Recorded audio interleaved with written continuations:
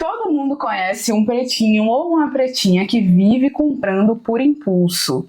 Eu não sei você, amiga, mas eu tenho saudade do tempo que o nosso empoderamento não era tão estético, era uma coisa assim mais de dentro pra fora, resgatar ali, acreditar que a gente pode, que a gente é inteligente. Eu sou um pouco dessa época, né? Eu conheci o movimento negro e todas essas discussões lá em 2012, 2013. Então eu sou daquela época que, tipo, a gente ainda tava validando que a gente era de fato inteligente, que a gente de fato era capaz, e eu tava começando a entender que, tipo, todas aquelas inseguranças que eu tinha talvez não fossem só por minha causa. Existe uma coisa chamada racismo e tal.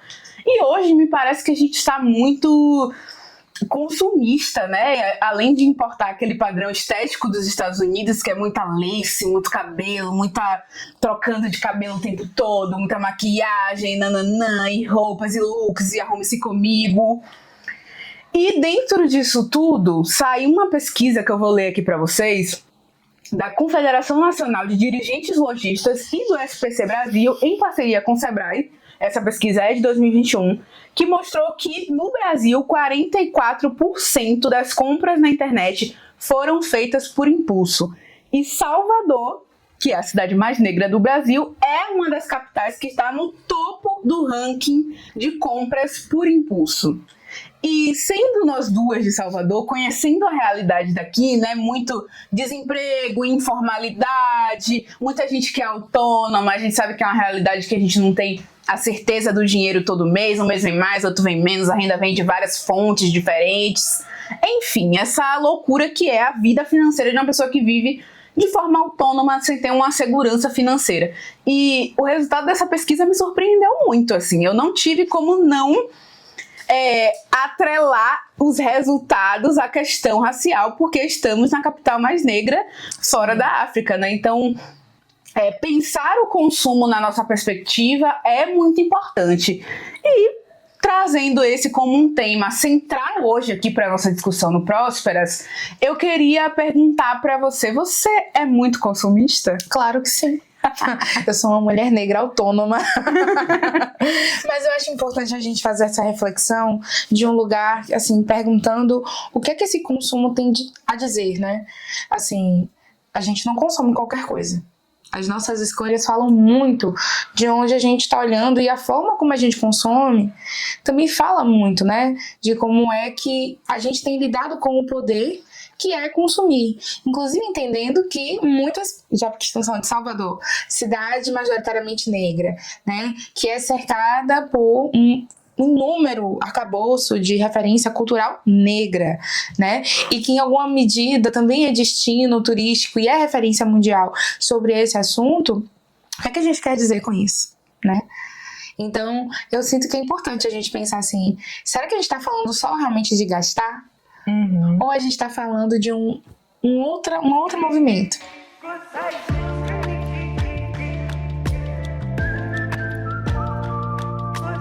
Pra mim tem muitos vieses, assim, porque, por um lado, eu fui educada numa lógica que o meu pai é aquele famoso pai sem camisa, sabe?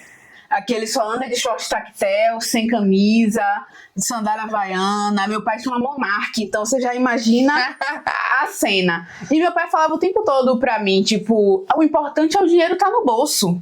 Não importa como eu tô vestido, nananã. Mas, ao mesmo tempo, pra sair com minha avó, todos os filhos dela e netos sabem que pra sair com ela tem que estar arrumado. Porque ela sempre disse que, não, pra ir no médico, eu não chamo seu tio fulano nem seu tio cicrano. Eu gosto de ir com seu pai ou com sua tia Jamilda, porque eu sei que eles vão arrumados. E quando eu tô com eles e eles estão arrumados, eu sou melhor tratada no médico. Então, tem esses dois lados. Ao mesmo tempo, me observando dentro dessa dinâmica, eu assimilei muito esses hábitos do meu pai, no sentido de pensar muito antes de consumir. Uhum. Eu sempre estudo muito, e aí eu pesquiso, não sei o quê. Às vezes eu tenho que agir por impulso, porque se eu não fizer por impulso, eu não vou fazer. Aí eu perco o time e acabo não comprando. É melhor não comprar mesmo, não. Eu vou usar o que eu já tenho aqui. Aí eu vou combinar a roupa dessa forma. Enfim, esse foi até um papo que eu tive ontem. Tipo, que roupa eu vou levar pra essa viagem? Não vou comprar nada. Eu vou pra um outro estado. Ninguém conhece minhas roupas. Eu vou usar as roupas que eu já uso aqui. Mas a gente sempre tem uma coisa que fala mais alto, de falta. Sempre tem. se não é roupa e sapato, vai ser outra coisa. No meu caso, é muito comida. Eu gasto muito com isso, tipo, com experiências gastronômicas, estar em lugares bacanas, comidas que harmonizam na boca e coisas do tipo. Antigamente, logo quando eu comecei a ganhar dinheiro, eu gastava muito com besteira, tipo, biscoito que eu nunca pude comer, agora eu posso comprar, eu vou comprar. Salgadinho, farinha láctea, coisas desse tipo, sabe? Aí eu me dei 2 anos assim pra surtar, pra comer de tudo, engordei pra caramba, fato. Acabei com minha saúde também nesse sentido, tipo, porque, enfim, todos esses assuntos a gente vai destrinchar depois, mas é isso, tá muito ligado à forma que a gente se enxerga e também à nossa saúde, né? A gente acha que vai comprar para compensar uma falta, na verdade a gente tá criando uma outra coisa, uma outra escassez. E aí eu percebi que o meu irmão foi diferente. A falta dele falava sobre outra coisa. Meu irmão não é muito com comida, meu irmão é muito mais com roupa, sapato e coisas. Então, o que eu identifico? Que esse apelo estético pega pra mim como mulher, com certeza, mas pega talvez até mais pra ele como homem negro. Assim, o sapato, a roupa de marca, o tá bem vestido, talvez desde daquela época, né, uma tentativa de fuga, de ser o principal alvo da polícia, coisas do tipo. Então, eu acho que eu queria discutir um pouco com você como isso aparece, assim, na dimensão psicológica, subjetiva, e como esse consumo também é influenciado por todas essas outras dinâmicas de afirmação enquanto sujeito. Eu acho que tem vários movimentos nessa brincadeira de pensar o dinheiro, né? Porque o dinheiro é uma ferramenta que afirma o poder, né? Que cada um de nós temos, né? Tanto que a gente até vê muitos memes na internet sobre essa relação entre saúde mental e capitalismo. Será mesmo que é depressão ou o fim do mês? Né? Porque será mesmo que você tá com o humor deprimido, isso é um sintoma psicológico? Ou isso tem a ver com como funciona a dinâmica do capital dentro da sua semana, dentro da sua organização financeira, dentro do seu mês? Que aí vai chegando o dia 25, 26, 27 e o 31 não chega, o mês não vira e a gente ali se esforçando para pagar as contas e comprar as coisas e ao mesmo tempo querendo se divertir. Então a gente não pode colocar isso apenas dentro dessa dinâmica do as pessoas estão gastando demais, ou então as pessoas estão tendo uma compulsão. Sendo que, na verdade, a gente está falando também de movimento de reparação. Às vezes, a gente está falando que essa falta ou essa relação que a gente dá o nome de compulsão pode ser, inclusive, o medo de não faltar nunca mais. De não voltar para o lugar da falta. Sim. E essa é uma questão muito séria, né? Até porque a falta, às vezes, nos assombra.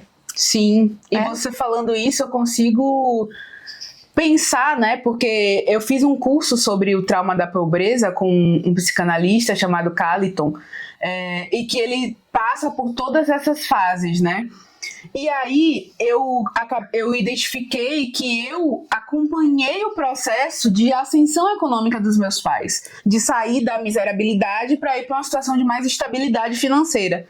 Então eu ainda peguei uma situação de insegurança alimentar, sabe? E aí, minha mãe, sabe, nossas mães, nossos familiares sempre são meio que negacionistas. Tipo, não, fome foi o que eu passei, você não passou nada disso. Eu fiz de tudo para que você tivesse a melhor vida. E realmente fizeram. Não estamos negando isso. Mas o fato de não ter escolha do que comer, de sair pra escola e ver que seus colegas levaram biscoito, salgadinho, Mirabel, não sei o que, não sei o que. Poder comprar na cantina, mulher. Exato! Nossa, eu tinha uma amiga que levava R$5 todo dia e comprava pizza brotinho na cantina. Essa é uma imagem que não sai da minha cabeça. Sim. Porque eu nunca tive dinheiro pra levar, tipo, o dinheiro mesmo pra comprar na cantina. Muito menos, tipo, R$5 naquela época era 50. Muito dinheiro. R$5 por turno. Tipo assim, se a gente ficava o dia todo na escola, o pai dava R$10. Então, porra, R$10, velho. E eu não sei se você foi uma criança gorda, mas eu fui, né? Então, às vezes, até tinha a condição de dar o dinheiro, no meu caso, né? Mas não dava porque eu já estava gorda. Então, ali era também uma forma de punir. Pra você entender que às vezes a gente tá falando de dinheiro, mas a gente não tá falando só de dinheiro. Sim, a gente tá falando de... Poder escolher. Uhum. Porque a partir do momento que eu tenho dinheiro pra comprar na cantina, eu vou escolher o lanche, né? Sim, sim. E é isso, né? Tipo, eu também fui uma criança... Eu não sei, velho. Até hoje não sei se eu realmente fui uma criança gorda, porque eu olho pras minhas fotos e eu não vejo uma criança gorda, mas eu já era tratada, eu já me sentia, Isso. eu já fazia dieta. Eu Sim. fui compulsoriamente matriculada na academia com 12, 13 anos de idade. Sim. E eu acho que isso também tem a ver com o referencial de corpo que tinha os anos 90. Né? Total. Porque, por exemplo, hoje eu sou uma mulher gorda e é isso. Mas eu olho para as minhas fotos de 95, 96, 2000, 2001 e eu vejo uma criança saudável. Sim. Sem necessidade alguma, inclusive, de ter ali uma intervenção de dieta, de atividade física. A criança precisava só brincar. Sim, e isso na minha família, o meu pai, por exemplo, o meu pai passou fome. Os meus tios dividiam, né? Era um caranguejo para 2 irmãos, então tinha aquela... E tipo, porque minha avó mariscava, né? Pra poder complementar a alimentação e complementar a renda também da família. Uhum. E o meu pai tinha um apelido de banha, era o apelido dele. Uhum. Agora você imagina uma pessoa que passava fome, mas era considerada gorda. Tanto que ela tinha esse apelido. Então, era uma obesidade nutricional, sim, mas o formato do corpo, que talvez, se fosse hoje, a gente olha e via magro, desnutrido, mas por ser mais cheinho que as outras crianças da época, que possivelmente também tinham a mesma característica, né, socioeconômica, eram pobres também. O meu pai tinha um tipo de corpo que rendeu a ele esse apelido. Então, de certa forma, também existe uma biologia aí por trás que... Enfim, né? Mas aí, pensando nisso, eu sempre lembro que pro meu pai, era uma urgência muito grande botar comida em casa. A comida era muito importante. Eu lembro que eu merendava, tipo assim, tomate, pimentão cru. Até hoje eu como essas coisas, porque eram as coisas que tinha em casa. E como não tinha merenda, eu ia e comia essas coisas. Ou então farinha com açúcar, por exemplo. Uhum. E aí, né, falando sobre aquilo, eu lembro claramente como foi a mudança tanto da movimentação econômica dos meus pais, quanto do acesso a políticas públicas. Sim. Então, o farinha com açúcar foi passando a ser farinha com açúcar e leite. Aí a comida passou a ser, porque agora tem mais carne. Então, tipo, pra mim, essa questão da comida é muito vital. Mas eu lembro que a minha mãe, ela se importava muito mais com o que é que a gente ia vestir.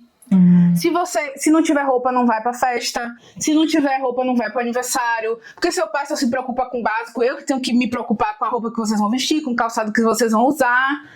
Se não tiver dinheiro pra comprar presente pra fulano, você também não vai. Então esse apelo do estético era muito mais pra minha mãe, até porque a sociedade vai olhar pra as crianças tudo malafronjada, vai dizer, cadê a mãe desses meninos? Tá onde? Que não tá vendo esses meninos assim todo rasgado, todo sujo. E aí você toca num ponto que é muito importante, que é assim, o quanto desse corpo, que é um corpo negro, antes de ser gordo, antes de ser identificado como mulher, homem, cis, trans, que seja, né? Ele é um corpo marcado pela ferida da indignidade. O quanto esse corpo está autorizado, inclusive, a consumir ou deixar de consumir, a tomar decisões, inclusive na escolha, né? E isso acaba se transformando numa questão quando a gente tem a possibilidade de fazer. Uhum. Então a gente não tá falando, como eu disse, né, só de consumir em si, né? Não é só gastar o dinheiro, não é só comprar e fazer todas as experiências gastronômicas, não é só, no meu caso, comprar todos os perfumes que eu amo, mas é também, assim, o quanto eu estou me conectando com esse passado que ele não existe mais, mas que em alguma medida me assombra como se fosse uma falta que pode voltar. Uhum. Né? Às vezes, eu converso isso muito com a minha psicóloga, né? Inclusive, beijo psicóloga. Eu fico pensando assim, o quanto, quando eu... Não é fazer a compra de um perfume que eu gosto, mas quando eu compro ele de uma forma impulsiva, que atrapalha o meu orçamento, eu estou dizendo assim, que eu estou com medo de que aquilo escape das minhas mãos, eu nunca mais possa comprar aquilo, eu nunca mais possa acessar aquilo que é importante pra mim. E aí depois que o produto chega, que eu tenho ele em mãos, eu digo assim, eu podia ter esperado um pouco mais, né? Eu podia ter precisava ter me endividado tanto assim, né? Aí eu fico apertada, porque aí tem a dimensão da culpa, né?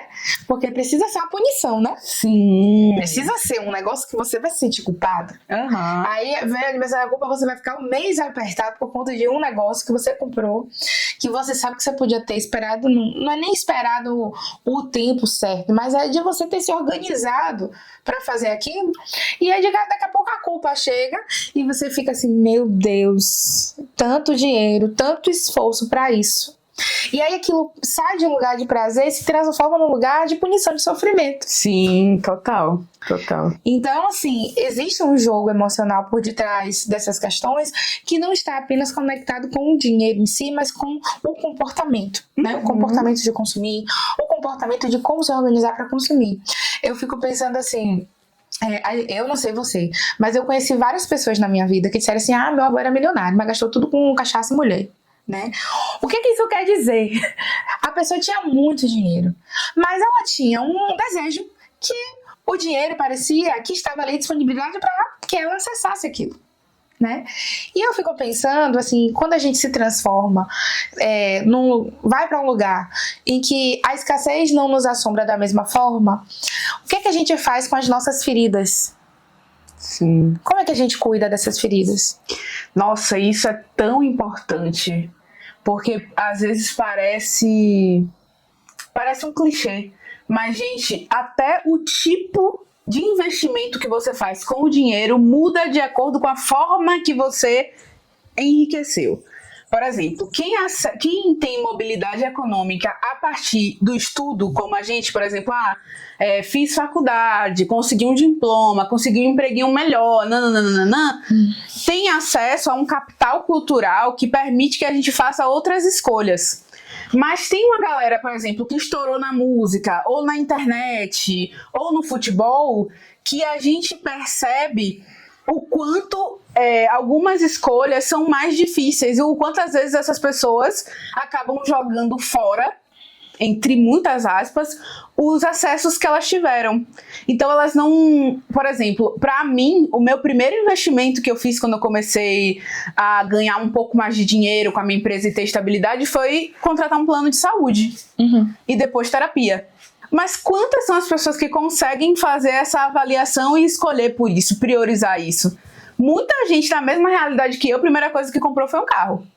Então, e eu falava o tempo, não vou comprar carro agora não, que nada. Primeiro, na minha cabeça, as prioridades eram outras, mas poder eleger prioridades assim também diz muito sobre a forma que eu fui constituída, né? Como eu construí meus valores e tudo mais. Era o que eu ia te perguntar, o que é que você acha que fez você priorizar o seu autocuidado em detrimento de tomar decisões que são ditas como, assim, fundamentais, como ter um carro, comprar um imóvel? Eu acho que foi muito... agora fica difícil, porque eu acho que foi muito esse lado do... A pipoca? Eu acho que é porque eu tive acesso a conhecimento mesmo, porque eu sou uma mulher negra, mulheres negras têm a tendência de priorizar autocuidado. Por exemplo, eu tenho muitas clientes que elas priorizam a educação financeira enquanto os parceiros não priorizam isso. Então eles não acham que isso é importante. E isso é histórico. Eu lembro que eu estava conversando com o historiador que fez a pesquisa metodológica da Grana Preta, que é Clício Santana, e ele estava falando que historicamente... Desculpa. Ele estava falando que historicamente as mulheres negras sempre estiveram à frente dessa pauta do dinheiro, da gestão do dinheiro, não só do ganhar, mas do saber gerir o dinheiro e de construir espaços de autonomia e de bem-estar. Desde o tempo do pós-abolição. Então, tô justificando minha decisão pessoal em coisas históricas? Tô justificando. Não, mas faz muito sentido. Mas dentro da minha família tem um exemplo do meu irmão e o meu. Nós somos criados com os mesmos valores. Ele prioriza outras coisas completamente diferentes. Rafael não investe tanto, embora ambos sejam gestores financeiros, ele investe muito mais em coisas materiais do que eu. Eu invisto muito mais em segurança financeira, reserva, experiência, viajar, comer num lugar bacana, não sei o quê, do que em bens materiais, sabe? Mas isso reafirma um lugar, né? Uma posição da pessoa dentro desse espaço. Porque uma pessoa branca basta existir para as pessoas acreditarem que ela tem dinheiro, que ela tem educação, que ela teve acesso, que ela merece ser cuidada, merece ser bem tratada. A gente não. A gente precisa estar, e mesmo assim, a gente precisa estar vestindo uma puta roupa de marca, a gente precisa estar servindo muito look, servindo um look icônico para simplesmente ser vista. E ainda assim, haverá uma seleção, né? Ainda assim haverá uma seleção, exatamente.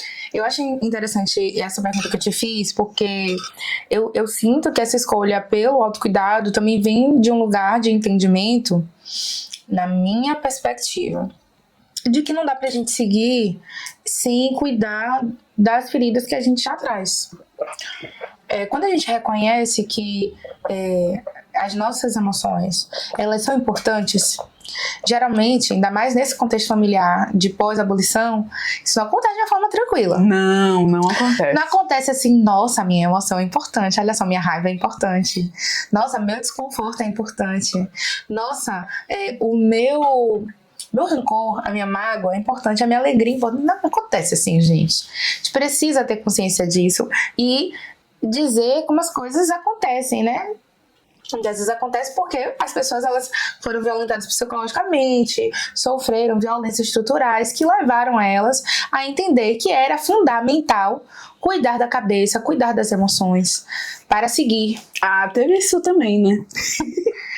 Teve esse lado também. Eu só queria saber, mas faz sentido, né? Tem coisas que meu irmão fala pra mim, porque você sempre foi assim, porque você nunca quis dividir os seus brinquedos comigo, e não sei o que. Eu falo, amor, enquanto você tava ali preocupado com o seu brinquedo, eu já tava sofrendo outros tipos de violência, que uma criança não deveria estar passando. Então, assim, a gente fala assim de forma leve, mas ser uma menina preta nessa sociedade, a gente sabe que não é nada fácil, né? Mais sexualizada, vista como adulta mais cedo, vista como capaz de lidar com questões, violências, muito mais cedo do que outras crianças. Então, assim, eu já estava lidando com muita coisa desde muito cedo. Talvez por isso eu tenha optado, sim, pelo autocuidado em primeiro lugar. Quando eu tomei a decisão de ser psicóloga, eu acho que eu tinha 15 anos. E eu reconheço que eu tomei essa decisão justamente porque eu tive uma experiência muito negativa. Quando eu era criança, eu não entendia muito bem o que era violência racial e eu achava que as pessoas não gostavam de mim. E, obviamente, é uma questão de autoestima, né? Assim, uma criança negra que vive num ambiente com mulheres negras que já tem as autoestimas delas afetadas por essa dinâmica em outras dimensões. Como é que eu ia aprender outra coisa, né, gente? Então, eu me lembro que eu fui na psicóloga da escola e sentei, e era engraçado porque nessa dinâmica escolar, ir pra psicóloga era como se fosse uma punição. Nossa, sim. É tipo ir pra diretoria. Aí eu fui, sentei lá chorando, aí ela falou assim, eu contei o que tinha acontecido com a professora, que sei o que lá, eu, geminiana, conversando demais, é isso, e aí aconteceu. Mas eu acho que havia uma situação de conflito em que eu me senti desgostada por alguém, né? Aí ela olhou pra mim e perguntou, mas por que você acha que as pessoas não gostam de você? Gente, se eu tinha 10 anos, era muito.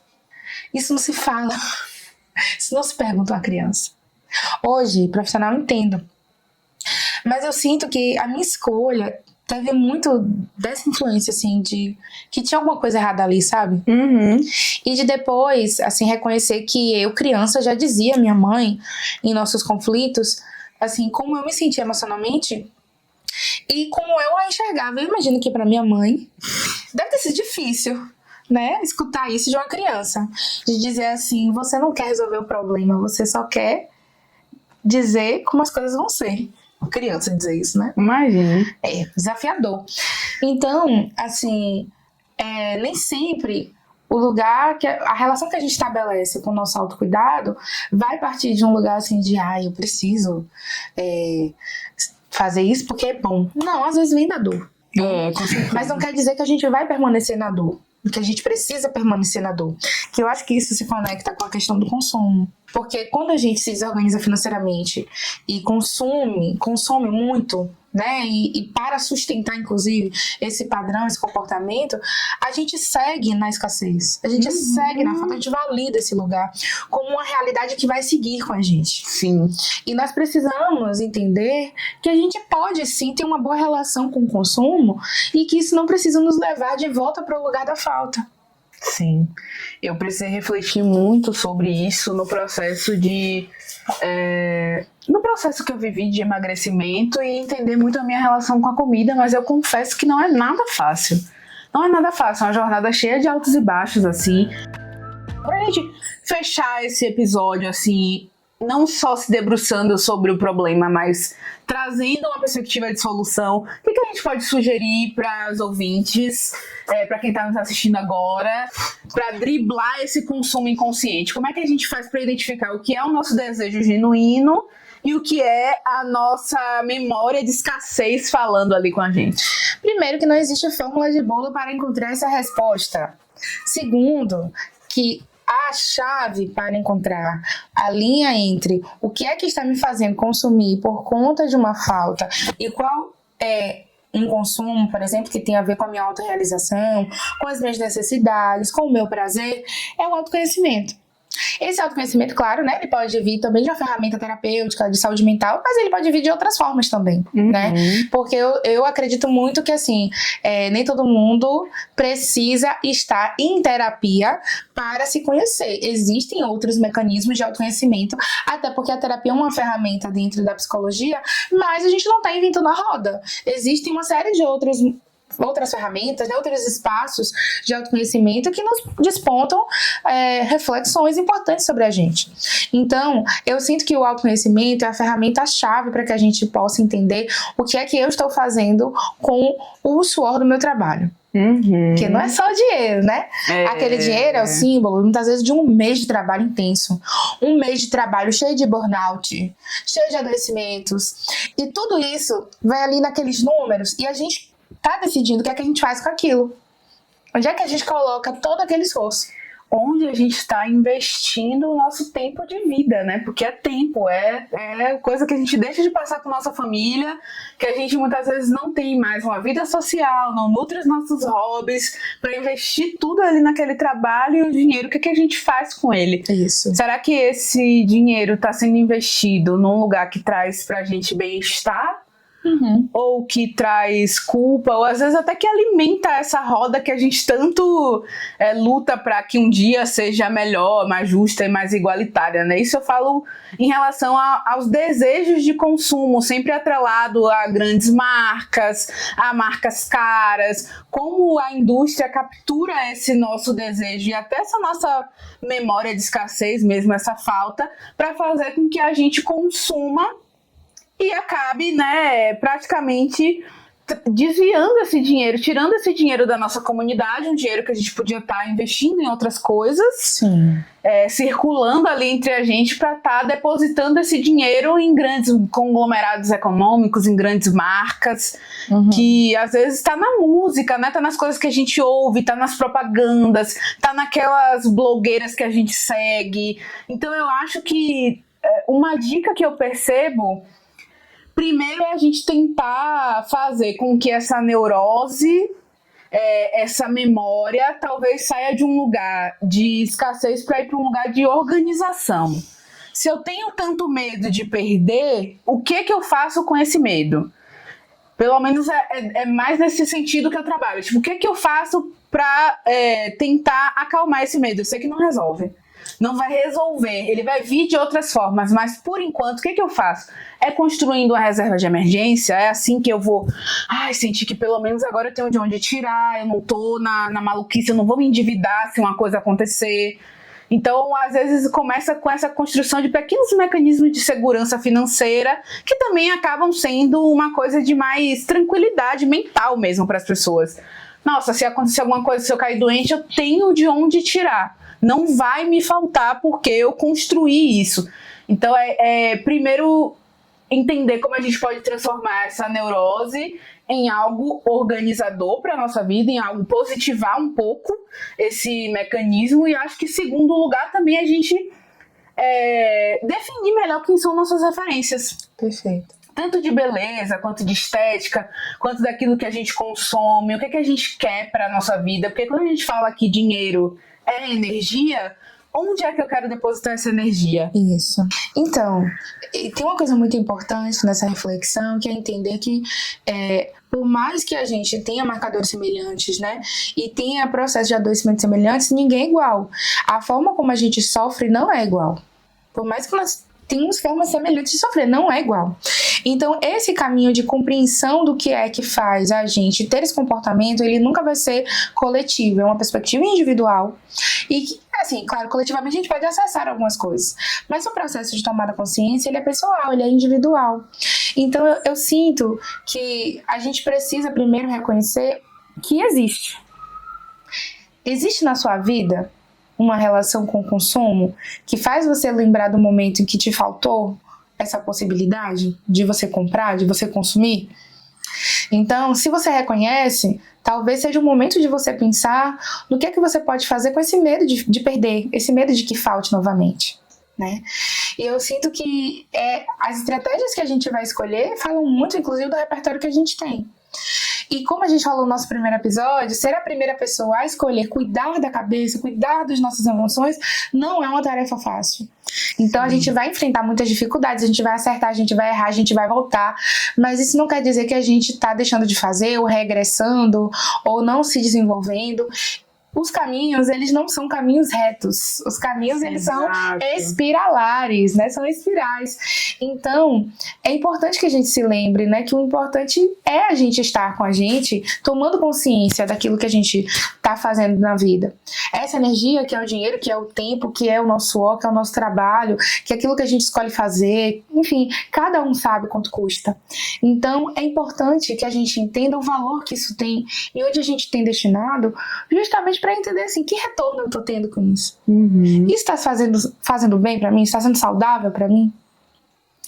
Então, essas são perguntas que nós precisamos fazer, né? E buscar talvez os caminhos possíveis para encontrar luzes, né? Porque as respostas aí são palavras muito fortes. São jornadas individuais, né? E não é porque eu tô aqui como profissional, não é porque Laura tá aqui como profissional que nossas vidas são perfeitas. Porque tem muita gente que... Eu já tive cliente que falou assim pra mim, mas eu não falo sobre... estar endividada, e eu não falo sobre o processo de como sair das dívidas porque eu sou empreendedora, eu vendo sucesso, eu vendo uma trajetória de sucesso nos negócios, eu não posso confessar para as pessoas que eu tenho problemas financeiros. Só que peraí, quando a gente fala de uma coisa, muitas vezes a gente também está falando para se ouvir. A gente está compartilhando com as pessoas a nossa jornada, a nossa trajetória. E a gente tem que entender que a gente precisa quebrar com essa lógica ocidental de que a trajetória é só de ascensão. E que não é uma trajetória que é de altos e baixos. Sobretudo trajetórias de pessoas negras, pessoas que vieram de uma situação de pobreza, pessoas de baixa renda. As nossas trajetórias, elas não são perfeitas, não serão perfeitas, não serão lineares. A gente é múltipla, são feitas de altos e baixos e a gente precisa se entender e se acolher nesse lugar, né? Para mim, falar de construção de segurança financeira também passa do processo de positivar uma crença que também foi forjada num lugar de escassez. Sim. Que é o lugar de um dia não ter tido dinheiro. Então, me cercar de segurança financeira para dizer para mim mesmo, essa maluquice que tá na sua cabeça não vai se confirmar na prática, porque você tem essa e essa e essa e essa possibilidade. E eu sinto que, da mesma forma que essa crença colonial ativa, né, esse ciclo, assim, eu só posso falar, né, daquilo que eu realmente vivo, e isso entra numa outra crença colonial que, assim, eu só sou capaz de falar do que faço se eu faço o que eu faço. Se eu faço aquilo que eu escolhi fazer, na minha vida pessoal. Ou seja, por exemplo, uma psicóloga não pode ter problemas emocionais. Uma nutricionista não pode conviver com obesidade. Isso, gente, é um discurso colonial que só interrompe as pessoas que não são brancas, que não são padrão, de fazer aquilo que elas devem fazer, que elas querem fazer. Porque esse papinho não afeta nenhum homem branco. Não. Nenhum. Ela só afeta na hora dele falar da vida dos outros. Aí já é outra história. Mas eu sinto que, assim, existem estratégias que a gente também pode construir para que esse consumo não ative, não acione tanta culpa, né? Por exemplo, ter consciência para onde esse dinheiro vai. Quando a gente faz escolhas, por exemplo, eu gosto muito de comprar com empreendedoras negras daqui de Salvador. Eu adoro artesanato, gente. Eu sei que essa não é a melhor palavra para dar a trabalhos manuais, mas eu amo fuxico, renda, bordado. Eu gosto muito de fazer, de consumir. E quando eu fico sabendo que é uma pessoa que mora ali, que eu posso ir lá conversar com a pessoa, saber da história dela, isso me traz, eu quero conhecer, eu quero consumir, fortalecer o corre da pessoa. Isso pra mim dá um outro sentido ao meu investimento. Às vezes aquilo é até mais caro do que eu iria comprar numa loja dessas muito grandes, né? E isso dá um outro sentido pra mim.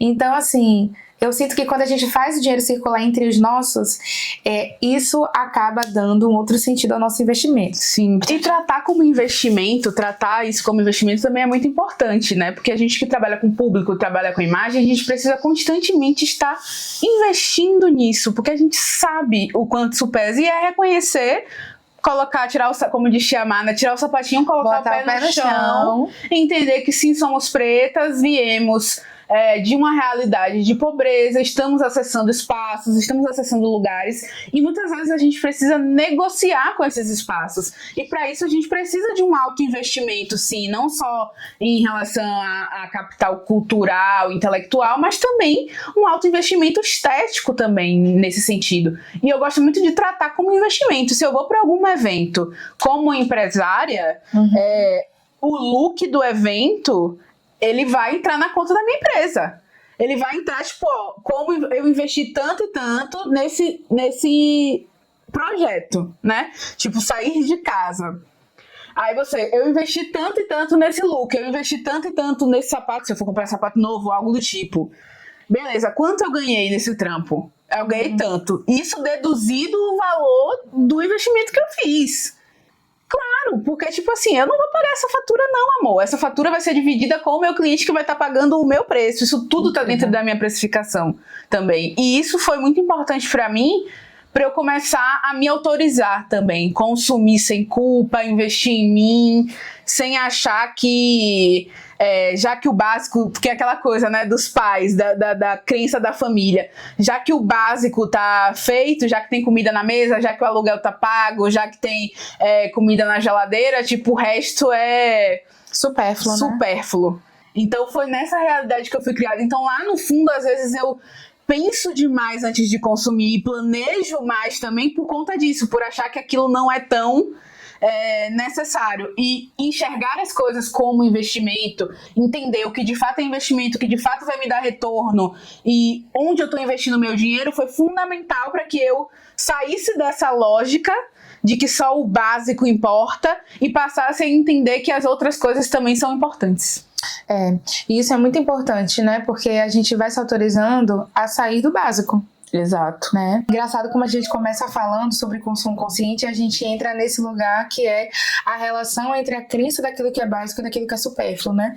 E por que é que a gente coloca muitas vezes a roupa, o sapato, o lazer num lugar de supérfluo? E eu acho que isso também tem muito a ver com a educação financeira. Aliás, tem muito a ver. Super a ver. Muito a ver, porque nós somos educados que o lazer, ele vem depois da obrigação e desde muito cedo, pelo menos pra mim, eu só podia brincar depois que eu fizesse tarefa, né?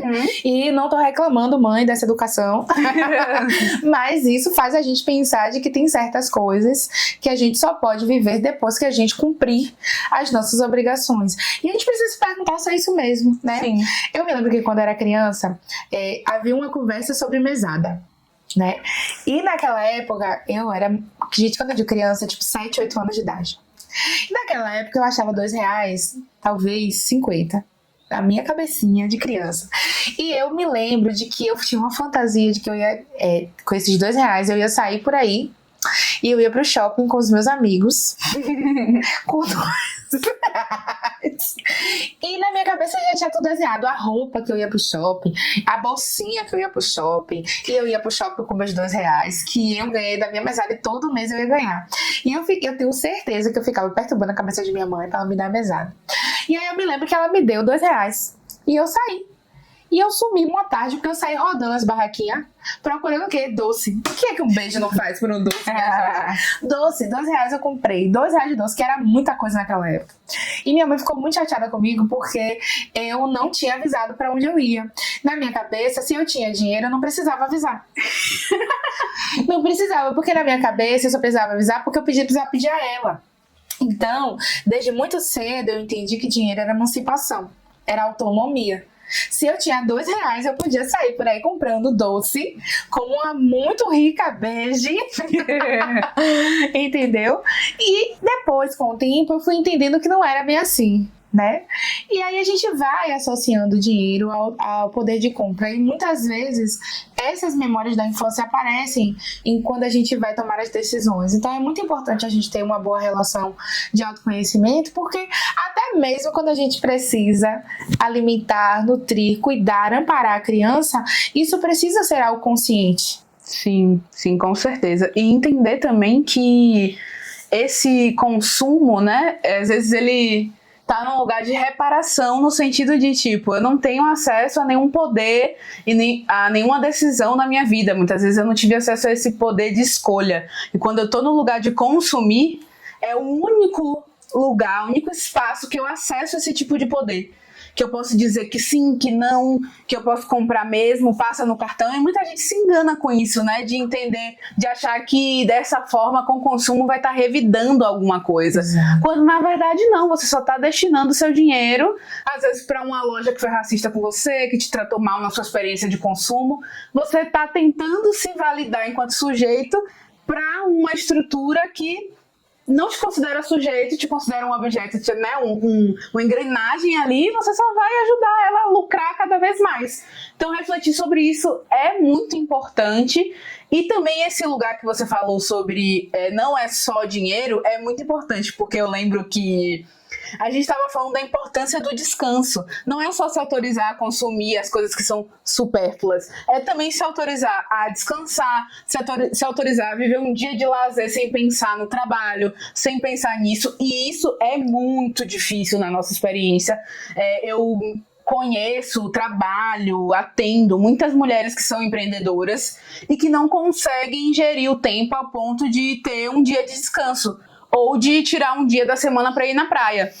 E aí eu fico me perguntando, se a gente saiu da lógica do mercado formal de trabalho para ter esse tipo de autonomia, agora a única pessoa com a qual a gente tem que negociar é com a gente mesmo. E essa negociação é uma negociação fácil, né? Se você tem alguma história para contar sobre isso, manda um zap pra gente. Pode ser por áudio, mensagem. A gente tá aqui aguardando a sua história. Próximo episódio, com certeza a gente vai trazer algumas histórias selecionadas pra gente contar aqui um pouquinho do assunto, do tema do episódio, tá bom?